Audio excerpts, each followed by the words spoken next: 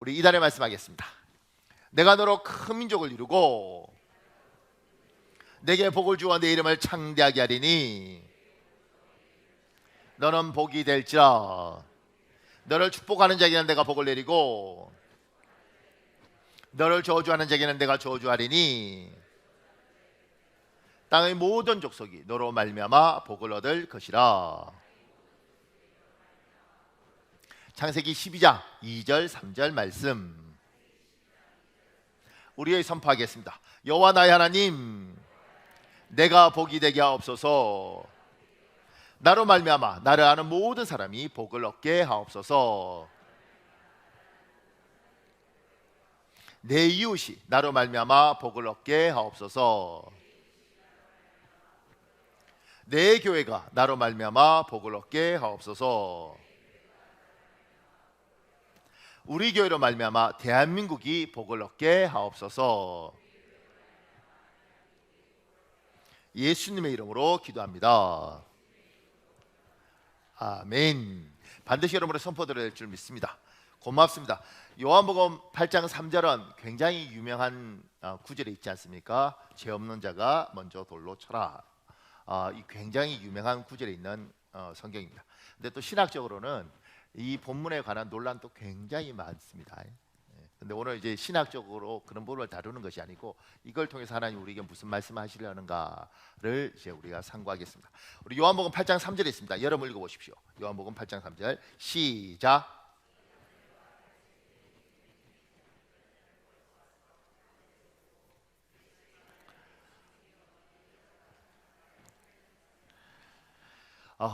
음행하다가 간음하다가 현장에서 잡혀온 여자가 있었습니다. 그 밑에요, 동양과 서양 고금을 막론하고 사회적 질타를 받는 죄가 있습니다. 간음입니다. 성경적 의미에서 간음은 정상적인 부부 사이를 벗어난 혼의 정사를 말합니다. 오늘 간음에 관한 이야기를 합니다. 그 밑에요, 구약 성경에서는 하나님은 자기 백성에게 분명히 말씀하십니다. 간음은 죄다. 우리 출애굽기 12장 14절에 있습니다. 여러분 읽으십시오. 시작. 레위기 20장 10절도 있습니다. 여러분 읽으십시오. 시작.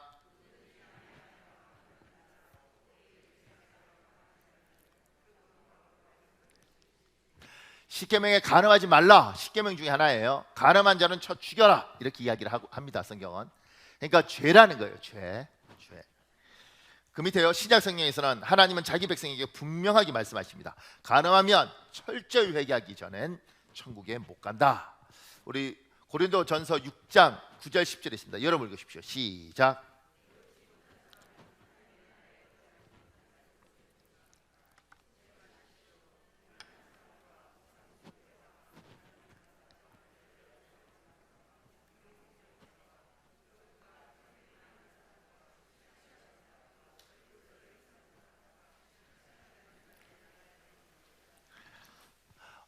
우리가 천국에 들어가고 못 들어가는 조건 중에 예수 믿는 부분에 관한 이야기를 하지만 고린도서 6장에는 이렇게 말합니다. 간음하는 사람 못 들어간다. 이렇게 이야기하는 거예요. 그러니까 철저히 회개하기 전에는 못 들어가는 겁니다. 그 밑에요, 여기서 한 가지 정말 중요한 점이 있습니다. 지금은 엄난한 세상입니다. 간음을 부추기는 세상입니다. 내 남편을 위하여, 내 아내를 위하여 기도하십시오. 하나님이 그들의 마음을 지켜주시길 기도하십시오. 지금 세상은 엄난한 세상이에요. 그러니까 세상적인 관점에서는 엄난한 게 아니에요. 왜냐하면 세상은 원래 그런 세상입니다. 근데 하나님이 보실 때 엄난한 세상이에요. 하나님은 우리에게 간음하지 마라. 너희의 성적인 것은 부부 생활 안에서만 해결해야 된단다. 이 부부 생활을 떠나서 다른 사람과 혼의 정사를 하는 것은 간음이다. 이건 십계명에 금하는 것이고 이건 죄다. 나는 이걸 역겨워하고 싫어한다. 하나님은 분명히 이야기하는 겁니다. 근데 세상 사람들은, 하나님 안 믿는 사람들은 듣기 싫어하는 것이고, 하나님을 믿어도 이 부분에서 하나님 이거 좀 눈 감아 주시죠. 나는 하나님 그렇게 심각하다고 생각하지 않습니다. 근데 하나님 뭐라고 하냐면 천국 못 가. 이렇게 이야기하는 거예요. 이렇게까지 말할 필요가 있을까? 근데 제가 보면 신앙생활을 잘하는 사람이든 아니면 목사님들 중에 훌륭한 사람이든 또 심지어 정치가들 중에 일반 사회에서도 굉장히 뛰어난 사람이든 여기에 걸리면 사람이 철저히 망가질 수 있습니다. 그러니까 신앙적으로 볼 때는 이건 도덕적인 문제가 아니라 영적인 문제로 볼 수 있죠.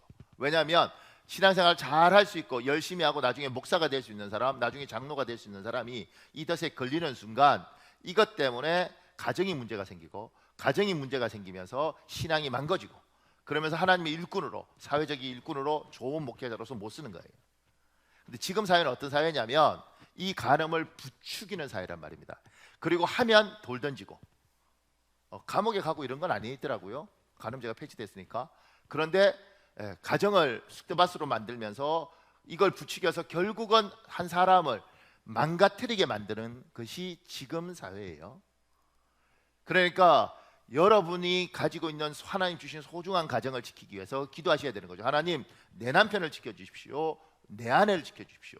이런 말, 목사님 저희 남편은 도덕적으로 너무너무 깨끗해서 괜찮아요. 도덕적으로 나빠서 그런 것이 아니고 부추기는 사회 속에 자기도 모르게 덫에 걸릴 수 있습니다. 근데 내 아내뿐만 아니라 남자만 문제가 아니라 요새는 여자도 문제예요. 그잖아요.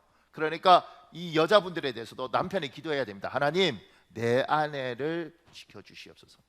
이럴 수 있어요. 목사님, 제 아내는 옆으로 퍼져 있고 뭐 작고 눈은 찢어지고 염려 안 하셔도 됩니다. 당신 눈에 못나게 보이지만 딴 사람 눈에 굉장히 예쁠 수 있어요. 그걸 위하여 그분이 매일 아침 화장하고 가잖아요.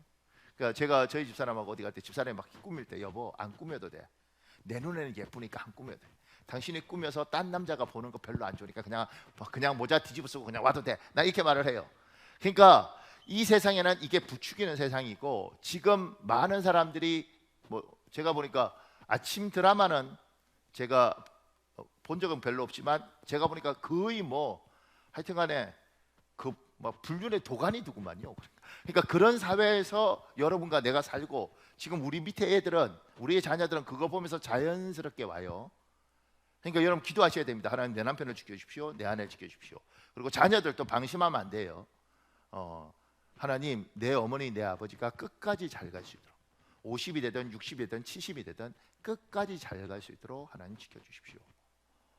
왜냐하면 이거 도덕적인 문제가 아니라 여기에 문제가 생기면 내 영적인 문제, 신앙적인 문제, 인생이 파탄나는 겁니다.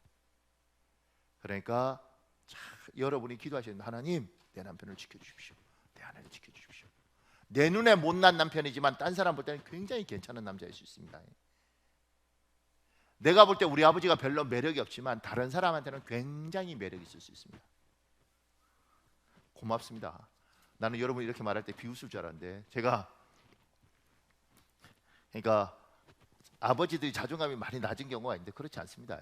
여러분이 볼 때 여러분의 아버지가 별거 없고 여러분의 엄마가 별거 없어 보이고 나이가 50이 되고 60이 돼서 매력이 없어 보이지만 딴 사람 눈에는 굉장히 매력이 있을 수 있습니다.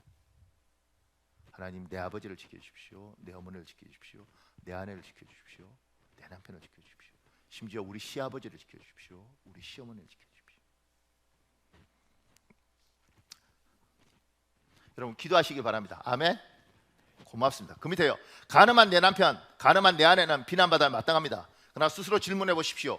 내가 남편을, 내 아내를 깊이 사랑해 주지 않고 혹시 방치해 두었나? 내가 내 아버지, 내 어머니에게 가정에서 올바른 사랑을 찾기보다 바깥에서 잘못된 사랑을 찾도록 만든 것은 아닐까? 항상 우리는 죄진 사람에 대해서, 가늠한 사람에서 막 욕하는데 가만 생각해 보십시오. 과연 이 사람을 내가 방치한 거 아닌가? 우리 어머니 아버지가 그냥 저렇게 되도록 나는 애를 썼는가? 나는 그냥 방치한 게 아닌가? 과연 이게 이 사람의 잘못인가? 아니면 이 사람을 우리가 그렇게 몰아넣도록 한 건 아닌가? 여기에 제가 줄친 것만요. 게리 셰프만이 쓴 글 중에 이런 게 있습니다. 아동 심리학자들은 모든 아이가 정서적으로 안정되기 위해서는 충족되어져야 하는 어떤 기본적인 정서 욕구가 있다고 말한다. 그 밑에 줄쳐진 거예요. 모든 아이의 내면에는 사랑으로 채워지길 기다리는 정서 탱크가 있다. 아이가 진정으로 사랑받고 있다고 느낄 때 그 아이는 정상적으로 성장하지만 그 사랑 탱크가 비었을 때 그 아이는 그릇된 행동을 하게 된다. 수많은 아이들의 탈선은 빈 사랑 탱크가 채워지기를 갈망하는 데서 비롯된다. 제일 밑에요. 웨슬리의 사랑 탱크는 여러 해 동안 비어 있었다. 그 아이의 어머니와 의붓 아버지는 물질적 필요는 채워주었지만 내면에 도사리고 있는 깊은 정서적 갈등은 눈치채지 못했다. 사람 마음에 물탱크처럼 사람 마음에 사랑이라는 탱크가 있는데 여기가 비어 있으면 사고 난다는 이야기를 하는 거예요. 아이만, 지금 여기 이 사람은 이제 아이에 관한 이야기인데, 아이만 그런 것이 아니고 나이가 들어도 40이 됐든 50이 됐든 여기가 비어 있으면 이게 생기는 거예요. 그러니까 여기를 채워야죠. 내 남편 걸 채우고 내 아내 걸 채우고 내가 보니까 우리 시어머니 시아버지 또는 내 어머니 아버지 걸 채워야지 사는 겁니다. 노력해야 되는 거죠.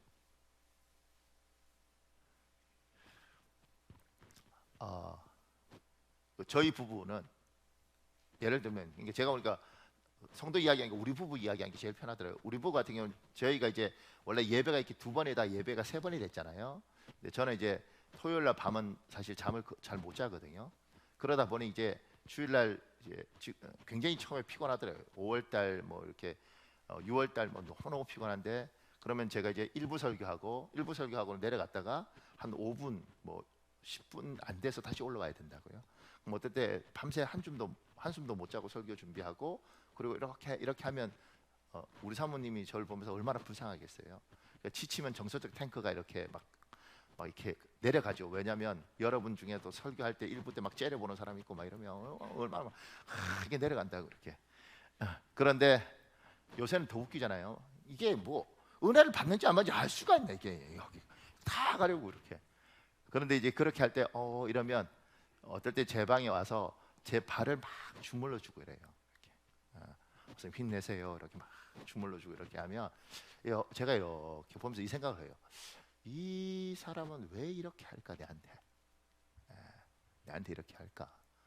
물론 뭐 잘생기고 뭐 조각 같은 미모 뭐 이런 거 아니잖아. 비웃지 마세요. 나도 날 알아. 근데 아니잖아요. 그러니까 근데 왜 그럴까? 이 생각을 해보는 거죠. 그리고 이런 거 있지 않습니까? 고맙다. 어떻게든 이 사람 그래도 실망 안 시켜야지. 이런 마음이 있더라. 그러니까 사람이라는 건 그렇게 노력하면서 이 사람의 사랑과 정서를 채워주고 애를 쓰는 거죠. 예수 믿으면 그냥 예수 믿으면 끝 이게 아니고 노력하고 애 쓰는 겁니다. 그래서 여러분의 짝이 문제가 생기면 어떻게 나한테 그럴 수 있냐고 이렇게 하는 게 아니고 처음엔 그런 감정이 들지만 한 번이라도 이 사람 많이 힘들었지 않았을까? 이 사람 많이 외로웠지 않았을까? 오죽하면 이렇게 했을까? 이 생각을 한번 해봐야 됩니다. 집에만 오면 애들 무시하고 엄마 무시하고 집에 오면 남편이 우습게 알고 애들이 우습게 알고 근데 바깥에 가니까 사람들이 괜찮대. 사람들이 당신 매력 있대. 당신 멋있대. 그러면 여기에만 오면 비는데 저기 가니까 자꾸 채워주는데 누가 여기 있고 싶겠어요? 그러지 않겠습니까? 그러니까 지금 간음하는 여인 돌 맞아 죽어서 마땅하다고 성경이 이야기하죠. 그런데 한번 생각해 볼 필요가 있다. 그 밑에요. 성경이 말하는 사랑은 세상 사람들이 말하는 사랑과 큰 차이가 있습니다. 세상 사람들은 들의 사랑은 지금 순간 자기 감정에 충실한 것입니다. 지금 순간에 자기 감정에만 충실한 것은 사랑이 아니라 쾌락입니다. 성경적 사랑은 자기 감정에 충실할 뿐만 아니라 그 감정을 깊이 숙성하고 그 감정을 삶에서 책임지는 것입니다. 그러니까 이 세상은 감정만 있는 거예요. 내가 지금 가슴 뛰면 이 사람 사랑하는 곳이, 가슴이 안 뛰면 이 사람 안 사랑하고, 또 딴 여자 보고 뛰면 딴 남자 보고 뛰면 그게 사랑인 줄 알고 하는 게, 세상은 이걸 사랑이라고 이야기해요. 우리는 이렇게 말이죠. 그건 쾌락이다. 그러면 사랑은 뭐냐? 내가 가슴 뛰면서 내가 당신을 사랑한다 그러고 당신하고 결혼하겠다 그러고, 그러면 평생 그 뱉은 말에 대한 책임을 지는 것이다. 그래서 고린도서 13장에 사랑이 길잖아요. 고린도서 13장에 사랑이 왜 그렇게 사랑은 오래 참고 오냐고 왜 이렇게 길게 설명하고 있을까? 국어사전에 사랑 이런 뭐라고 되는지 아세요? 우리말 대사전에 사랑, 좋아하는 감정 이렇게 끝이에요. 이 한 줄밖에 안 되는데 왜 성경은 사랑은 오래 참고 사랑이 이렇게 기냐고. 그러니까 그 사랑이 그냥 감정이 아니라는 거지. 이 뱉은 말에 대한 책임, 내가 당신을 사랑한다, 이 말의 무게, 그 말에 대해서 생각과 말과 행동이 져야 될 그걸 사랑이라고 그런 거예요. 그러니까 하나님이 우리에게 이렇게 얘야 내가 널 사랑한다, 이 말은 뭐냐면 얘야 내가 너 인생 책임질게, 난 너 보니까 너무너무 좋아, 끝. 이 감정이 아니라 얘야 내가 널 사랑한다, 내가 너의 인생을 책임질게. 이게 하나님이 사랑한다는 이야기예요. 우리가 사랑한다고 이야기할 때는 그 고백이 있는 거죠. 이게 너무너무 무거운 말이에요. 그 무거운 말들을 배신한 거죠. 지금 세상은 그런 책임이 중요한 게 아니야. 감정. 그것도 그 순간의 감정. 여기에 충실해. 왜냐하면 세상 오래 살 거 아니잖아. 그러니까 충실해서 네 살고 싶은 대로 살아. 이렇게 이야기하는 것이고, 하나님은 얘야 이 세상을 끝나면 하나님이 보고 계시고, 하나님은 그렇게 사는 사람을 싫어한다. 그런 사람은 천국 못 온다. 그러니 얘야 그 순간에 네가 네 아내에게 뱉었던 말, 네 남편에게 뱉었던 말, 그리고 이렇게 했을 때 너희 아이들이 실망할까, 그 부분을 생각하고 행동을 해라. 얘야 사랑은 책임이 따른 거다. 하나님 그렇게 요구하시는 거예요. 굉장히 무서운 말입니다. 사랑합니다 이 말이. 그 밑에요, 요한복음 8장 5절에 있습니다. 여러분 읽어볼래요? 시작.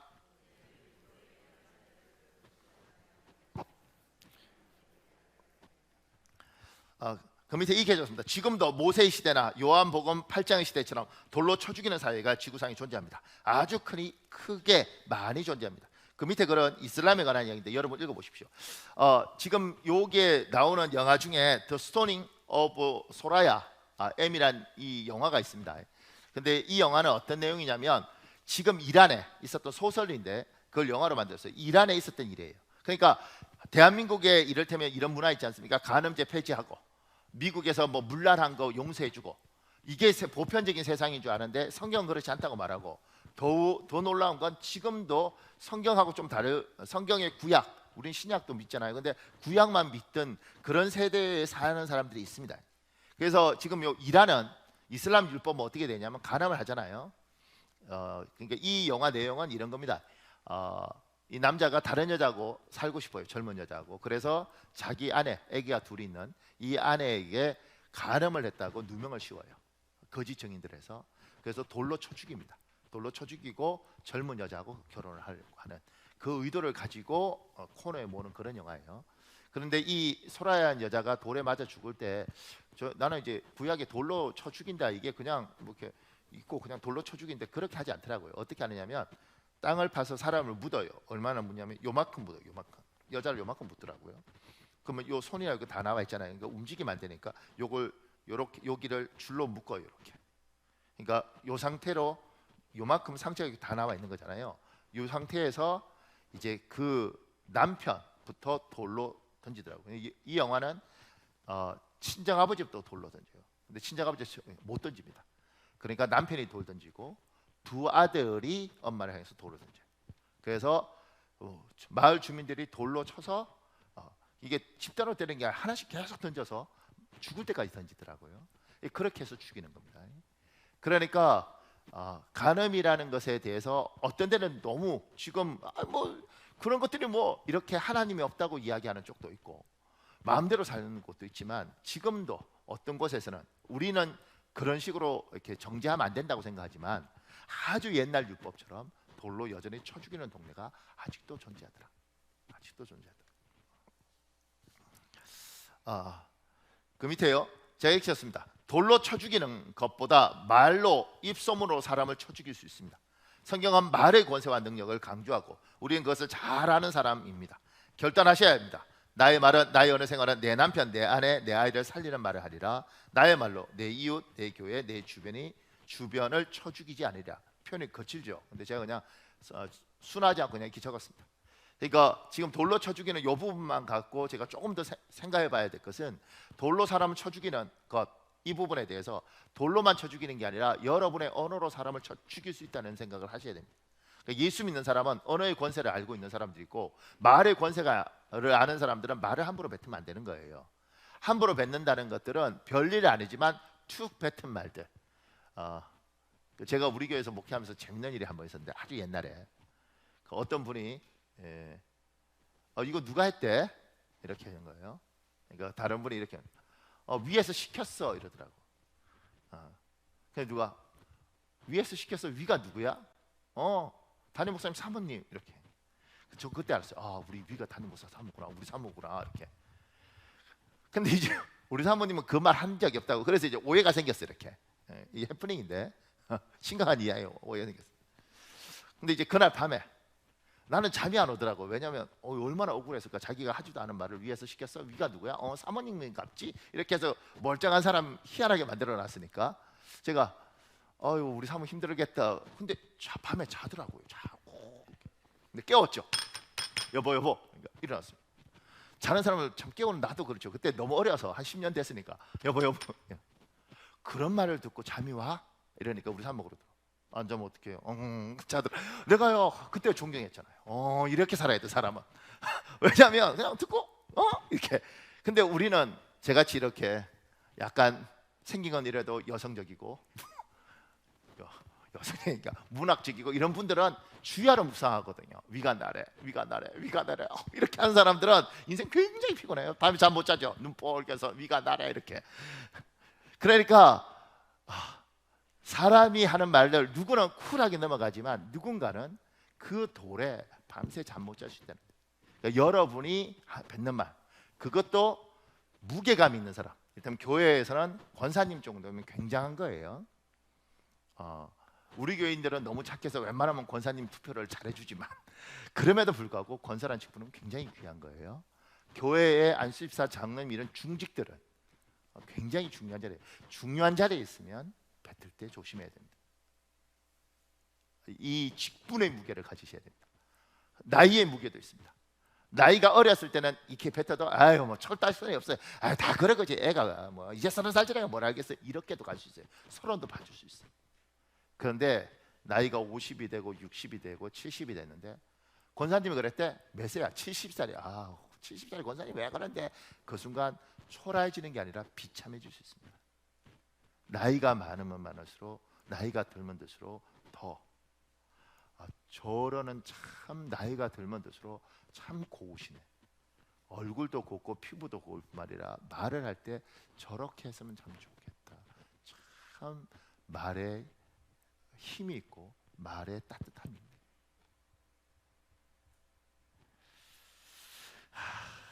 사랑하는 여러분, 여러분의 은혜에 하나님이 권세를 주셨습니다. 사람 살리는 그런 언어 쓰시길 예수님 이름으로 축복합니다. 조금 더요. 그 밑에 요한복음 8장 7절에 있습니다. 8절도 있고요. 여러분 읽으십시오. 여러분 시작.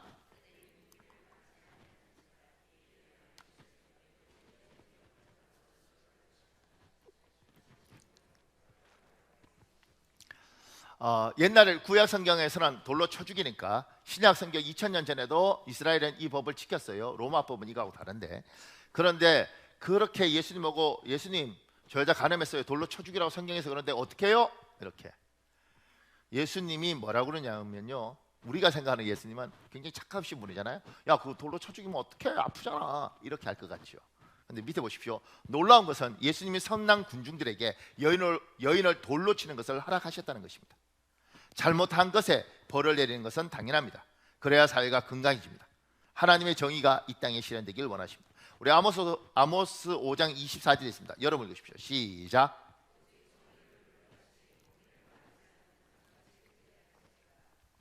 그 밑에요. 여러분과 제 안에 있는 의로운 분노, 정의를 향한 갈망, 타락한 사회에 대해 쓰라린 가슴, 아픔 등등 모든 것이 하나님이 사람에게 허락하신 귀한 감정들입니다. 사랑하는 여러분, 여러분과 제가 기억해야 될 건 주님이 지금 이야기하지만 가난 돌 쳐라요. 쳐. 세상이 저러면 안 되지. 세상이 저러. 하나님이 이 세상에 대해서 가진 마음이 있습니다. 세상이 이러면 안 돼. 그러니까 여러분과 내가 예수를 믿으니까 그냥 눈 감고 기도고 이렇게 사는 게 아니고요. 우리 예수 믿는 사람은 이 세상이 잘못되면 가슴 아파하는 겁니다. 저건 아니지. 저렇게 가면 안 되지. 저건 문제가 있지. 우리는 가슴 아파하는 사람들입니다. 그래서 예수 믿는 사람들이 많은 사회는 반드시 정의로운 사회가 되어야 되는 거예요. 그러니까 우리는 예수 믿는 사람 많아도 정의롭지 않는 사회잖아요. 그건 뭐냐면 우리가 잘못 믿은 거죠. 우리는 무조건 착한 사람이 되는 것이 아니라 하나님 말씀대로 살려고 노력하니까 이 세상이 잘못 가는 것에 대해서 하나님 세상이 이러면 안 되죠. 하나님 학생이 선생님을 때리는 건 아니죠. 하나님 아이들이 철도 들기 전에 저렇게 사는 건 아니죠. 이런 부분에서 가슴 아파하는 것이 정상인 거예요. 그것 때문에 속상해하고 잠 안 오고 진짜 속상하다 이렇게 하는 것이 정상이라고요. 그러면서 이 세상이 더 예쁜 사회로 가길 하나님 원하시죠. 하나님이 원하시는 세상은 그런 세상입니다. 주님이 그러시죠. 간음했어요. 나쁘네. 어떻게 해요? 율법에 돌로 쳐. 이렇게 말씀하십니다. 치지 마라 이렇게 한 적 없어요. 성경에. 쳐. 간음하면 안 되지. 나쁘지. 쳐. 근데 이제 문제가 뭐냐면 우리는 그걸로 끝인데, 이 세상이 정의로운 모든 사람은 그렇게 말을 할 수 있는데 예수님은 다른 이야기를 좀 하시는 거예요. 그 밑에요. 간음한 여인을 처벌하기 전에 전제 조건이 있습니다. 너희 중에 죄 없는 자가 먼저 돌로 치라입니다. 예수님은 이 말씀하시고 손가락으로 땅에 글씨를 쓰셨습니다. 많은 분이 어떤 내용, 무슨 글자를 쓰셨을까 궁금해합니다. 분명한 것은 아무도 모른다입니다. 천국에 가면 예수님을 만나서 여쭈어 보아야 정확한 답을 알 수 있습니다. 아무도 몰라요, 무슨 글씨를 썼는지. 작은 앨범에 6절에 쓰시니는 카라그라포, 8절 그라포입니다. 카타는 뭐뭐에 대하여란 뜻이고 그라포는 기록하다, 쓰다, 그리다의 의미입니다. 그래서 어떤 분은 돌로 치려고 하는 한 사람의 제목에 대하여 예수님이 땅에 기록하셨다고 추측합니다. 실제로 아르메니아어 신약 성경은 손가락으로 땅 위에 고소자들을 단지하는 글을 쓰셨고 그들이 이것을 읽었던 것으로 묘사하고 있습니다. 그러니까 예수님께서 땅에 이렇게 글씨를 쓰신 거예요.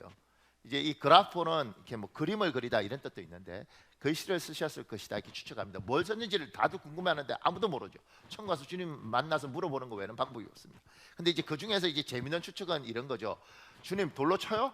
내가 저거 진짜 머리 이렇게 큰 사람이 하면 주님 그죠? 머리 큰 놈, 이놈 옛날 옆집 닭 한 마리 몰래 썰이에서 훔쳐 먹고 숨기는 뭐 이런 거 적었을 것이다. 뭐 이런 이야기해요. 그러면서 그걸 보면서 저거 내 이야기인데 이렇게 해서 찔렸지 않았을까? 뭐 이런 추측을 하는 거예요. 모르니까. 인간이 가진 모든 지혜를 동원해서 이 생각 저 생각을 다 하는 거죠. 그런데 작은 해보네요. 너희 중에 죄 없는 자가 먼저 돌로 치라 해서 예수님은 남의 잘못만 보고 있던 정의로운 군중에게 그들의 눈을 자기 자신의 잘못에 대하여 보도록 관점을 옮겨 놓으셨습니다. 두 번이나 몸을 굽혀 손가락으로 땅에 무엇인가를 쓰셨습니다. 예수님은 흥분한 군중들에게 자기 자신을 돌아보고 생각할 시간적 여유를 주셨습니다. 남을 판단하고 정죄하기 전에 자신의 잘못과 죄가를 먼저 살피는 것이 우리 삶의 행동 양식입니다. 우리 누가복음 6장 41절 42절에 있습니다. 여러분 읽으십시오. 시작.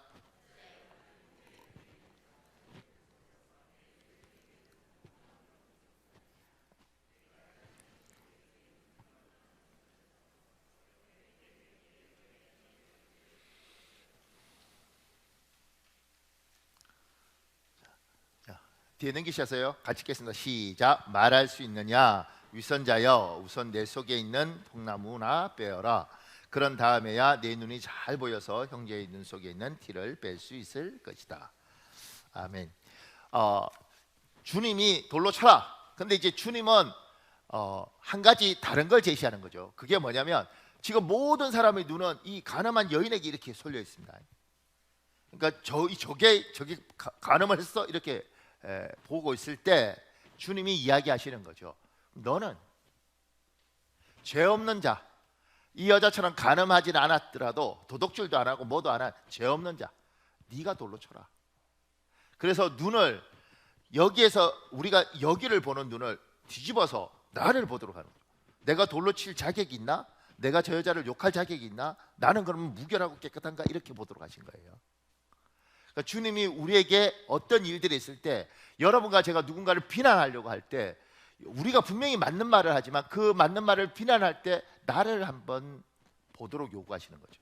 너는 그렇게 비난할 자격이 있니? 이거 굉장히 중요합니다. 내가 내 남편에게 비난할 때 제가 우리 사모님한테 제가 참 우리 부부 사이에 참 사연이 많은데요. 우리 사모님한테 이제 이야기를 이렇게 했죠.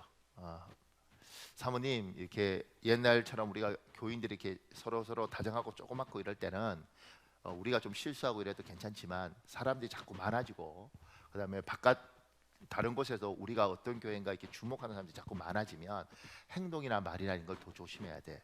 그리고 어느 날부터 제가 우리 사모님한테 지적질을 시작했어요. 사모님 그렇게 옷을 입으면 문제가 있고 그렇게 행동을 하면 문제가 있고 말을 그렇게 하면 문제가 있고 자꾸 지적질을 했어요. 한순간에 이게 부부 사이가 선생님과 학생이 되고 뭐 조교와 이렇게 훈육관과 뭐 생도가 되더라고요. 근데 어느 날 저희 사모님이 그러더라고요. 목사님 저도 그러면 한번 지적질 해볼까요? 근데요 오한이 싹 그러더라고요. 무섭더라고 이게. 몰랐죠. 나는 내가 지적할 때는 몰랐지. 그런데 가만 생각해보니까 여기 하면 나는 오갈 데가 없어요. 사람이란 게 희한하더라고. 이렇게 하다가 이렇게 가니까.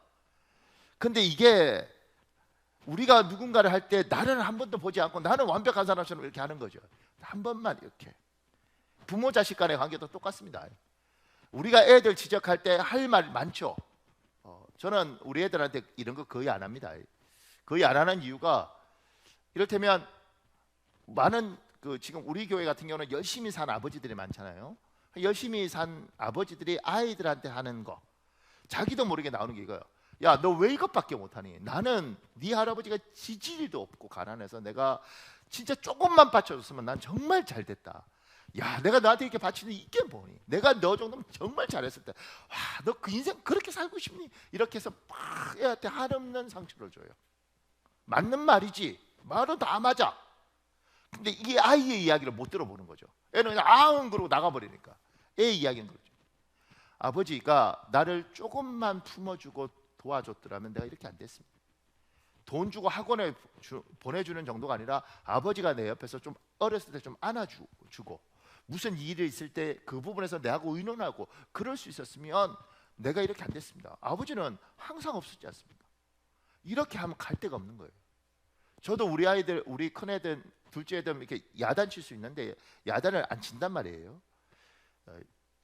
그런데 못 치는 이유, 안 치는 게 정확히 말하면 못 치는 이유가 뭐냐면 얘들이 저한테 아버지 우리 어렸을 때 유치원 다니고 자랄 때 아버지 어디 있었습니까? 나는 아버지가 우리 옆에 없고 항상 우리 동서, 우리 셋째 참 동서가 있는데 우리 그 셋째 동서한테 가서 지 아버지는 항상 외국에 있고 한국에 없고 그러니까 동서한테 가서 또 좋으시니까 거기가 업어주고 그러면 지 아버지처럼 여기하고 어디 놀러 가고 이렇게 했어요. 그러니까 우리 애들은 제하고 어디 가본 기억들이 거의 없죠. 애가 아버지는 우리가 자랄 때 없었지 않습니까? 제가 이렇게 말해요. 내가 뭐 나만 위해서 했니? 가족을 위해서 그러던 말든 간에 아버지가 없었지 않습니까?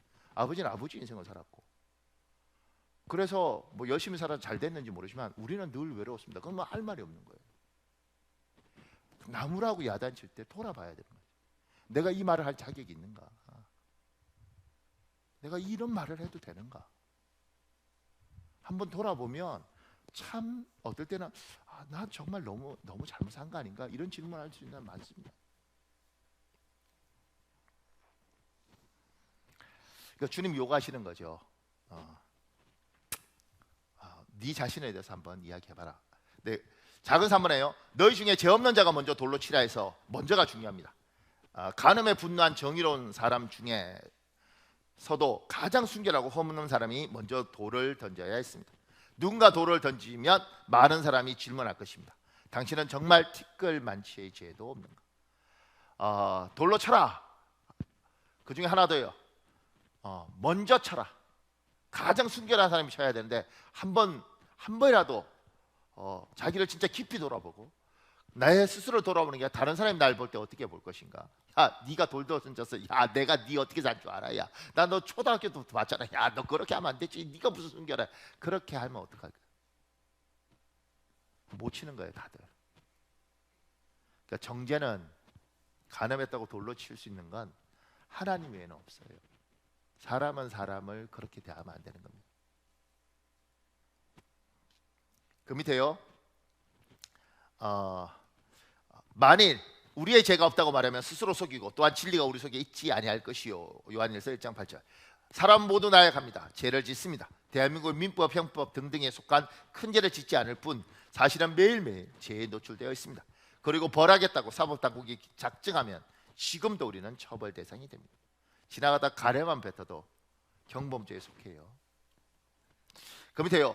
요한복음 8장 9절에 있습니다. 여러분 읽으십시오. 시작.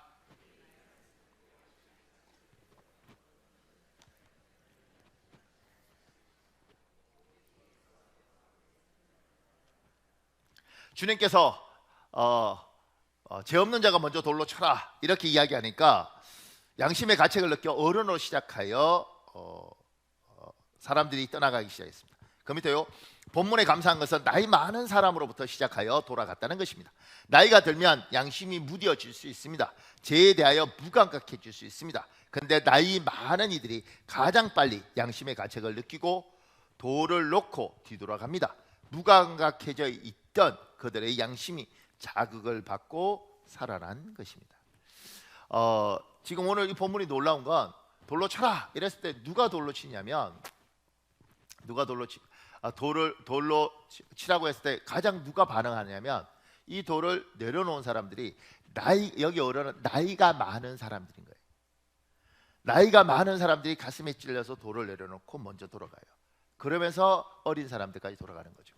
이게 왜 의미가 있는 거냐면 사람은요 나이가 많으면 무뎌집니다. 양심도 무뎌지고 생각도 무뎌지고 이렇게 되는 거예요. 생각해 보셨어요? 지금 중학교 애들, 고등학교 애들, 걔들은 지나가다가 나뭇잎 막 바람에 나부끼고 막 이러잖아요. 막 웃고 이래요. 떡볶이 같은 거 먹다가 국물이 튀면 이렇게 웃어요. 그게 젊고 건강한 겁니다. 늙으면 어떻게 돼요? 나뭇잎 원래 굴러 지금 50년째 보고 있어요. 뭐 이런 거지. 눈 오고 이러면 애들은 와 눈 온다고 애하고 걔는 정말 기쁘게 다녀요. 나이 한 70쯤 되면 아이씨 눈은 또 치워야 되네. 하여튼 이렇게 되는 거죠. 정서 자체가 인간은 그렇게 바뀝니다. 나이가 들면 자꾸 무뎌지는데 여러 가지 감각도 무뎌지는데 양심도 무뎌져요. 그런데 이 양심이 사람들이 살아난 거죠. 나이 든 사람들이 살아난 거예요. 그리고 깨닫죠. 자기까지 와서 뭐 세상 그런 거야. 이 사람들이 나는 죄에서 자유로운가? 내가 이 나이 살면서 지은 죄가 얼마나 많지? 이게 들어오는 거죠. 제가 그 밑에요. 신앙생활도 오래되신 분 중에 은혜에 무감각해진 분들 많이 만나볼 수 있습니다. 신앙생활은 오래되면 될수록 더욱 은혜에 민감하고 성령님과 소통이 원활해지는 것이 정상입니다. 이것을 기대하고 노력하셔야 됩니다. 보십시오. 신앙생활도 오래 하면 무뎌져요. 이게 정상적인 줄 아는 거예요. 그러니까 가장 안 좋은 케이스가 뭐냐면 처음 교회 와서 은혜 받아서 너무너무 즐거워서 목사님 기도하면 너무너무 좋아요. 목사님 예배가 빨리 왔으면 좋아요. 이렇게 말하는 것들이 정상이잖아요. 그리고 거기에 대해서 반드시 오래 있었던 사람들은 많은 경우가 그렇게 이야기하더라고요. 집사님 너무너무 좋아. 그래 그렇게 신앙생활 해야 돼. 이러면 좋은데 항상 모든 교회는 이런 사람이 있어요. 우리 교회만 없을 것 같아요. 모든 교회는 뭐냐면 막 그렇게 하면 처음엔 다 그래. 한 30년 믿어봐. 그거 아니야. 그러니까 쓸데없이 그냥 막 이러지 말고 그냥 무던히 있어. 뭐 이렇게 해서 사람 이렇게 불러 확 끄트려. 신앙생활을 오래 하면 할수록 깊어지고 숙성되어지고 성숙해져 가는 거죠. 하나님 관계가 더 깊어져야 돼. 이게 정상인 거예요. 그러니까 교회에 오래 다니신 권사님들이 더 은혜가 많아야 되는 거예요. 그럼 이렇게 말씀해요. 목사님 어떻게 그렇게 되냐고. 그런 사람 봤냐고. 봤습니다. 신앙이 깊어지면 깊어질수록 이제는 옛날에는 철이 없어서 좋았지만 시간이 지나면 지금 오늘 이 자리에 와서 예배당에 앉아 있는 것만 해도 감사하고 하는 너무 고맙습니다. 내가 교회의 문짝만 멀리서 오면서 교회 십자가만 봐도 주님 고맙습니다. 이렇게 가야 이게 정상이라는 거죠. 에이 목사님 그게 말이 되나? 아니 못 봐서 그렇지. 주위에 너무 안 좋은 것들을 많이 봐서 그렇지. 깊어지는 것들은 그런 겁니다. 저는 늘 제 마음에 제 선배 목사님들에서 늘 듣고 싶었던 말이 그거였어요.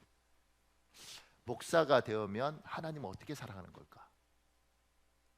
목사가 되면 20년, 30년 계속 새벽 기도하고 성경 읽고 이러면 얼마나 하나님을 깊이 사랑할까? 전 그걸 듣고 싶었어요.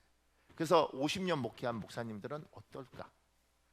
그분들과의 하나님 관계는 얼마나 깊을까? 그래서 목사님 그렇게 목사 돼서 한 50년 하나님만 섬기고 살면 어떠셔요? 기도만 하면 너무너무 하나님하고 깊어지는 거 아니에요? 그리고 그런 이야기를 듣고 싶었어요. 근데 못 들어봤어요. 그 묻기도 어렵더라고요. 대선배들한테 어떻게 묻겠어요?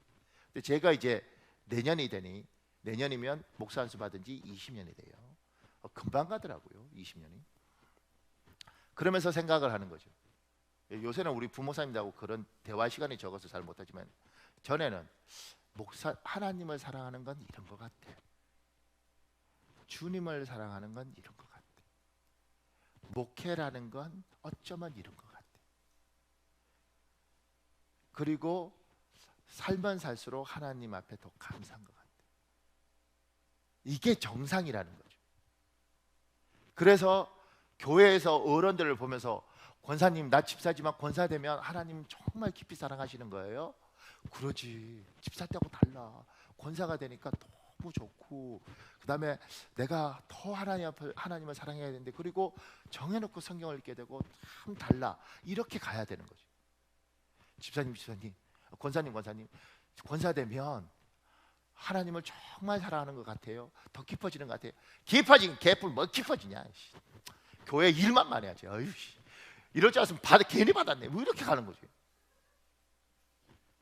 그러니까 여러분, 나쁜 걸 보지 말고 좋은 걸 보셔야 돼요. 우리의 눈은 선택적이에요. 우리의 눈은 우리가 선택할 수 있습니다. 그러니까 제가 보니 제가 참 그래도 행복한 목사인데, 왜 행복할까? 그러니까 좋은 것들을 보고 좋은 것들을 기억하더라고요. 그리고 나쁜 것들이 왜 없었겠어요? 놀라운 건 기억이 안 나. 그래서 제가 어떤 사람하고 싸움하려고, 오늘 내가 잘 그랬다, 내가 그동안 정말 참았는데 싸우려고 했는데 기억이 안 나. 하여튼 뭐가 기분 많이 나쁜데 뭐 데이터가 있어야 될 거 아니에요. 내가 전에는 무슨 말 했고 이렇게 해야지 이게 나는데 이게 안 나. 기분이 많이 나쁜데요. 이게 하여튼간에 기분 나쁜데 뭐지? 제가 그때 알았어요. 이게 까먹는 게 복이구나. 그런데 좋은 건 기억나더라고요. 좋은 거. 그 좋은 것들이 마음에. 지금 이제 김종건 장로님, 우리 장로님 중에 여러 분들인데, 우리 김종건 장로님이 저한테 했던 말 중에 이런 말이 있었어요. 뭐 우리 교회 처음 오는 사람 모를 수 있지만, 저는 11년 전에 담임 목사로 이제 청빙받아서 왔잖아요. 근데 이제 그리고 한 2년쯤 지났을 때 장로님이 저한테 이렇게 말씀하셨어요. 목사님, 고맙습니다. 우리 교회가 너무너무 힘들었는데 목사님 오셔서 너무 잘 됐습니다. 목사님 고맙습니다. 그게요, 벌써 9년이 넘은 이야기잖아요. 그 생각할 때마다 행복해져요. 물론 누군가는 지금 째려보고 있고 누군가는 이러고 있지. 그러든 말든 간에 그건 잘 기억이 안 나고 요것만 기억나는 거예요. 그러니까 행복해지더라고요. 좋은 거 보고 좋은 거 생각하고. 아니 그것만 해도 기억할 게 너무 많은데 왜 쓸데없이 이것만 기억하고 사는 거예요? 그 밑에요, 결혼 생활도 오래되신 분 중에 사랑에 무감각해진 분을 많이 만나볼 수 있습니다. 결혼 생활은 오래되면 될수록 더욱 사랑이 깊어지고 부부의 신뢰가 높아지는 것이 정상입니다. 이것을 기대하시고 노력하셔야 합니다. 저희 교회는 부부 사이를 중요시 하잖아요.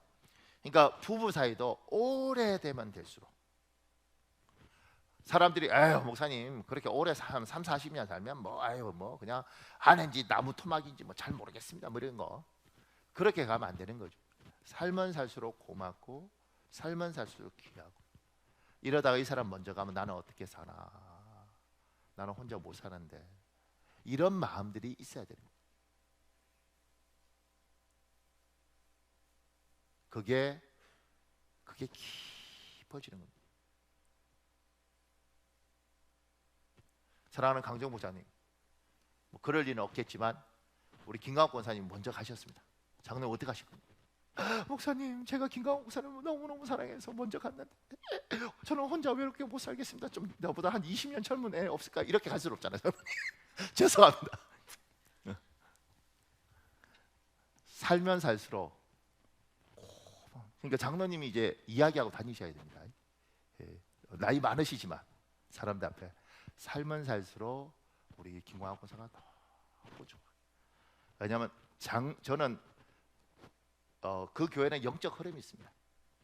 그 영적 흐름은 목사 혼자 주도하는 게 아니고요, 교회 어른들이 같이 흘러가는 겁니다. 그러면 장로님이 그렇게 이렇게 이야기하는 것들을 이제 젊은 안수집사나 사람들이 듣는 거죠. 이렇게. 아, 참 좋다.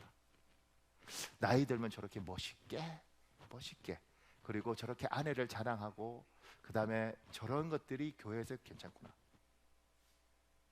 어떤 교회 가면요 부부간에 다 따라 앉고 여기는 남자들만 앉아있고 여기 여자들만 앉아있고 예배 시간에 그런 교회도 있습니다.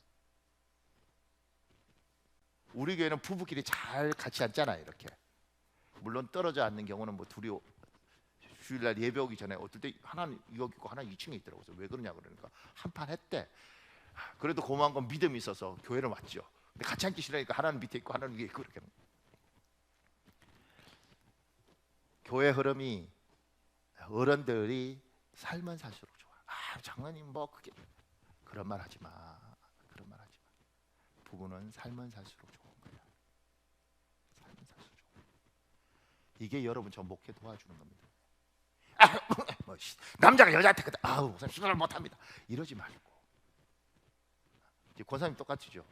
우리 강 장로님 너무 좋아. 사실 쉽지 않지 않습니까? 우리끼리 이야기라서 그렇지.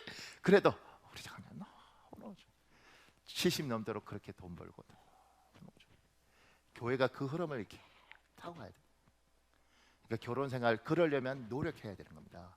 애써야 되고 이 사람을 어떻게든 잘해주려고 그러고.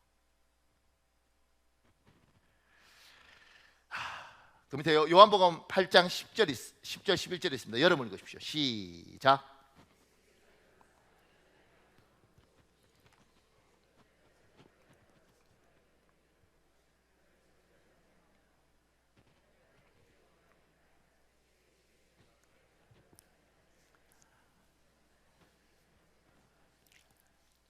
예수님께서 죄 없는 자가 먼저 돌로 치라. 이러니까 양심의 가책을 받았던 사람이 나이 든 사람부터 돌을 내려놓고 다 돌아갔습니다. 예수님과 이 여자 둘밖에 없습니다. 예수님이 이렇게 말하죠. 너를 정죄하던 자가 어디 있냐? 없는데요. 나도 너를 정죄하지 않는다. 그리고 한마디 하십니다. 다시는 가서 죄를 범하지 말아라. 근데 그 밑에요. 예수님은 용서해 주십니다. 근데 세상은 그렇지 않습니다. 군중들이 지금은 양심의 가책 때문에 돌아갔지만 이 여인의 뒤에서 수군될 것입니다. 세상은 이 여인의 과거를 가지고 이 여인의 미래를 발목 잡을 것입니다. 지금은 넘어갔지만 분명히 저 여자 네 알아. 옛날에 돌로 쳐 죽였어야 된다. 하여튼간 그때 어떻게 살았어. 아이고 이렇게 갈 수 있죠. 세상 그럴 수 있습니다. 끊임없이 과거를 가지고 투덜거리고 사람 발목을 잡습니다. 그 밑에요. 우리는 이 여인에게 말해 주어야 합니다. 세상을 바라보지 말고 하나님 바라보고 사십시오. 당신을 정죄하고 심판하려고 하는 저들의 시각에 좌우되지 말고 당신을 용서하고 다시 한번 더 기회를 주려고 노력하는 예수님을 바라보고 사십시오. 그리고 나 스스로에게 말해 주어야 합니다. 세상을 바라보지 말고 하나님 바라보고 살자.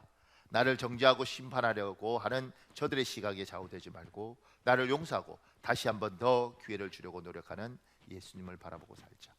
여러분들 중에 과거가 어두운 사람이 있을 겁니다. 우리들 중에 가늠을 하지 않았지만 과거에 죄에 눌려 있는 사람도 있을 겁니다. 주님이 이야기하죠. 너를 정죄하던 자가 어디 있냐? 없는데요. 옛날에 감옥도 갔다 왔고 제가 빚으로 파산 선고했다가 다 회복됐습니다. 이제는 없습니다. 그럼 주님이 이렇게 말씀하시죠. 다시는 죄를 범하지 말아라. 근데 주님 자꾸 사람들이 옛날 이야기합니다. 다 끝난 이야기인데 20년 전 이야기인데 여전히 지금도 누가 뭐라고 그때 그 사람 그랬는데 그게 날 발목을 잡습니다. 주님이 그런 거죠. 얘야 과거 보지 말아라. 사람들은 원래 그래. 네가 거기에 눈을 두지 말고 나를 봐. 나를. 내가 너에게 뭐라고 그러지 않았지 않냐. 너에게 돌 던질 수 있는 사람은 사실은 나밖에 없다. 그러니 얘야 나를 봐라. 나를. 내가 나한테 뭐라고 그러지 않지 않냐. 그러면 살아라. 내가 널 정죄하지 않지 않냐. 그러면 살아라. 그러면서요. 다시는 죄를 범하지 말라고 말씀하신 예수님은 용서의 말씀 이후 우리를 홀로 방치해 두지 않으십니다. 끊임없이 우리를 돕기 위해서 우리의 삶의 좌우에서 사람을 통해서 환경을 통해서 성령 하나님의 역사로 계속해서 우리를 도우십니다. 하나님 여러분 돕습니다. 여러분만 일어나면 됩니다. 그 밑에요. 언제까지 우리를 도우시는가? 우리가 온전히 재기할 때까지 도우십니다. 우리가 재기해서 다른 사람들을 도우실 때까지 도우십니다. 하나님은 우리에게 그런 기대를 가지고 우리를 부르셨고 모든 죄악에서 용서하셨고 우리를 자기 아들과 딸로 받아주셨습니다. 하나님 여러분 도우십니다. 언제까지 도우시냐면 여러분이 누군가를 도울 수 있는 수준까지 될 때까지 도우십니다. 그러니 하나님의 도움을 구하시고 하나님이 도와주시면 누군가에게 힘이 되어 주십시오. 그 밑에 원정수 이분 의사인데 그 이야기는 나중에 읽어보십시오. 제가 밑에 이렇게 했습니다. 오늘 말씀에서 정말 중요하게 짚고 넘어가야 할 부분을 요약해 보았습니다. 첫 번째, 간음은 동서고금을 막론하고 사회적 질타를 받는 죄입니다. 구약 성경은 간음하는 사람을 돌로 쳐 죽이라고 명령합니다. 성경적 의미에서 간음은 정상적인 부부 사이를 벗어난 혼외 정사를 말합니다. 두 번째, 지금은 간음을 부추기는 세상입니다. 하나님이 간음으로부터 내 아내와 남편의 마음을 지켜주시길 기도하십시오. 내 아내와 남편을 방치해 두지 말고 더 풍성히 사랑해 주십시오. 세 번째, 지금 순간에 자기 감정에만 충실한 것은 사랑이 아니라 쾌락입니다. 성경적 사랑은 자기 감정에 충실할 뿐만 아니라 그 감정을 삶에서 책임지는 것입니다. 네 번째, 예수님이 상난 군중들에게 여인을 돌로 치는 것을 허락하셨다는 것입니다. 우리에게 있는 의로운 분노, 정의를 향한 갈망, 타락한 사회에 대하여 쓰라린 가슴 아픔 등등 하나님이 사람에게 허락하신 귀한 감정들입니다. 이것이 우리 사회를 건강하게 합니다. 하나님의 정의가 이 땅에 실현되길 원하십니다. 다섯 번째, 간음한 여인을 처벌하기 전에 전제 조건이 너희 중에 죄 없는 자가 먼저 돌로 치라입니다. 남의 잘못만 보고 있던 정의로운 군중에게 그들의 눈을 자기 자신의 잘못에 대하여 보도록 관점을 옮겨 놓으셨습니다. 여섯 번째, 예수님은 두 번이나 몸을 굽혀 손가락으로 땅에 무엇인가를 쓰신 것은 흥분한 군중들에게 자기 자신을 돌아보고 생각할 시간적 여유를 충분히 주신 것입니다. 일곱 번째, 간음한 여인에게 던지려고 모았던 돌을 가장 먼저 땅에 놓아두고 돌아간 사람들은 나이 많은 사람들이었습니다. 무감각해져 있는 양심이 예수님 말씀에 자극을 받고 살아난 것입니다. 여덟 번째, 신앙생활도 결혼생활도 오래되면 될수록 무뎌진 양심처럼 무감각해질 수 있습니다. 무뎌지지 않도록 노력하셔야 합니다. 신앙생활도 결혼생활도 오래되면 될수록 은혜가 깊어지고 사랑이 깊어지는 것이 정상입니다. 아홉 번째, 예수님은 다시는 죄를 범하지 말라며 용서해 주십니다. 그런데 세상은 그렇지 않습니다. 군중들이 이 여인의 뒤에서 수군대고 이 여인의 과거를 가지고 이 여인의 미래를 발목 잡을 것입니다. 세상을 바라보지 말고 하나님을 바라보고 사셔야 합니다. 세상 소리가 들리지 않도록 하나님께 집중해야 합니다. 마지막 열 번째, 다시는 죄를 범하지 말라고 말씀하신 예수님은 우리를 홀로 방치해 두지 않으십니다. 끊임없이 우리를 돕기 위해서 우리 삶의 좌우에서 사람을 통해서 환경을 통해서 성령 하나님의 역사로 계속해서 우리가 제기해서 남을 도울 때까지 도우십니다. 사랑하는 여러분, 우리 이 시간에 한 7분 정도 더 기도할 수 있는데요. 이 시간에 우리 주여 한번 간절히 부르짖고 우리 소리가 우리 귀에 들리도록 우리 소리가 우리 귀에 들리도록 크게 기도는 안 하셔도 됩니다. 우리 소리가 우리 귀에 들리도록 이 시간에 우리 기도하겠습니다. 하나님 도와주십시오. 말씀 붙들고 기도하겠습니다. 제가 주여 한번 조용히 외치고 기도하겠습니다. 주여, 아버지 하나님 도와주십시오. 아버지 하나님 도와주십시오. 아버지 하나님 도와주십시오.